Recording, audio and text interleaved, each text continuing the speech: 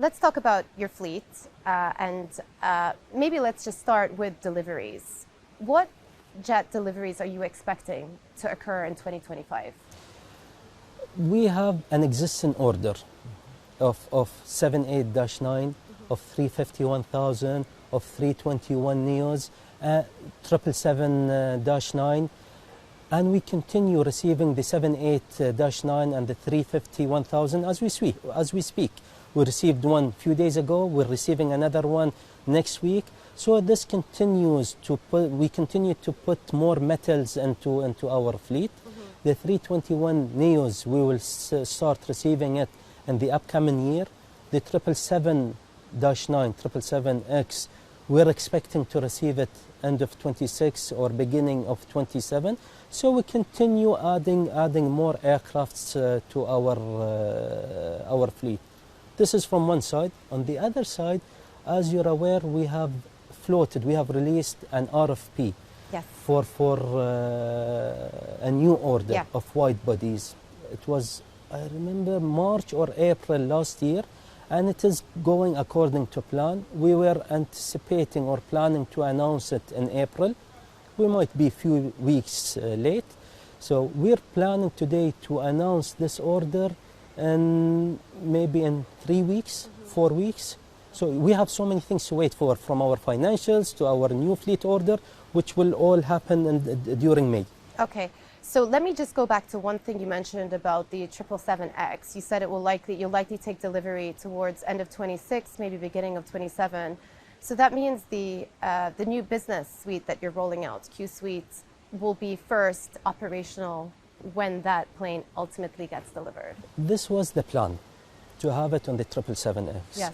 But because of the delays that we have noticed in the delivery of the 777X, we are working closely internally to maybe have it on the later deliveries of our 351,000. And this is the plan that we're studying internally. We're almost 80-90% almost done on how to achieve this, and I think you will see it on the 351,000 before the 777X. Have the delivery delays been difficult to deal with? Yes, it is. But this is a problem. It's not only impacting Qatar Airways. It's impacting everybody else in the industry. The advantage that we have one of the youngest fleets in any major airline in the industry. So this gives us a bit of a room.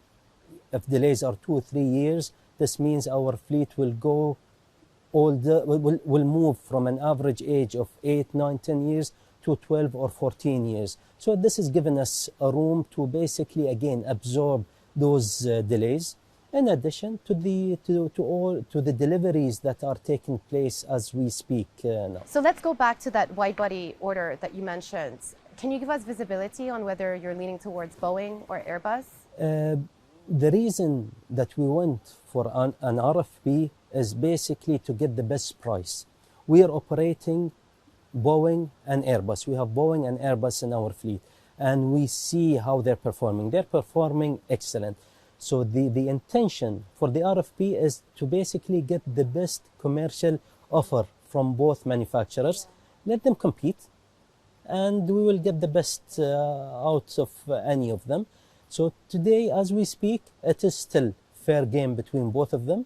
A decision will be made in the next few days. Well, I can think of one person who likes making a deal, and that is President Trump. Yeah. Have you had any communication from the White House about a potential order to Boeing? We're getting, it's a big order.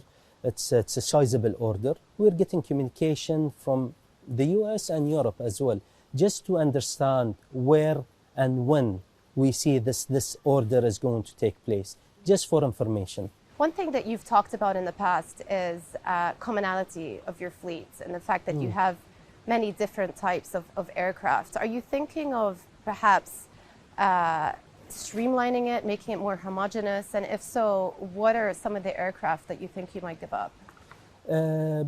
It was a problem. It was a problem when it comes to supply chain, when it came to spare parts, to the training of our pilots, of our cabin crew, of our MRO. hangar capacity. So it basically, we got a few issues and few problems because of the wide options of aircrafts that we had in our fleet, and we're trying to streamline to basically move to a fewer type of aircrafts in our fleet. It will be two types of wide bodies and two or three types of wide bodies and one type of narrow body. Yeah. Can you give any visibility on the Boeing 737s, perhaps that you may look to retire as part of that plan? The 737, we have only a small aircraft in our fleet, and part of our plan is to basically focus on one type of narrow body. And as you know, we have an existing order of almost 60 A321neos Airbus. So indirectly, you know where our narrow body strategy is going for.